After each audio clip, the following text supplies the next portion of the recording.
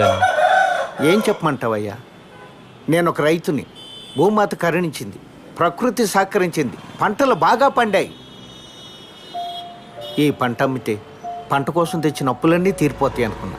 కానీ ఆ దళారి 10 లక్షలు వస్తాయి అనుకుంటే కమిషన్ పోను నీకు వచ్చేది ఇంతేనని ఈ 5 లక్షలే చేతులు పెట్టాడయ్యా. ఈ డబ్బు పంట పండించడం కోసం తెచ్చిన అప్పు తీర్చడానికి కూడా సరిపోదయ్యా. దళారుల చేతుల్లో రైతుల బతుకులు చితికిపోతున్నాయి అయ్యా. అసలు ఎవరయ్యా ఈ దళారి? దుక్కి దున్నాడా, విత్తు నాటాడా, పంట పండించాడా? రైతు కష్టపడి పండించిన పంటకి రేటు కట్టడానికి వీడికి ఎవడయ్యా అధికారం ఇచ్చింది? ఈ రైతే పంట పండించకపోతే ఎవరి నోట్లోకి 5 ఏళ్ళు పోవయ్యా.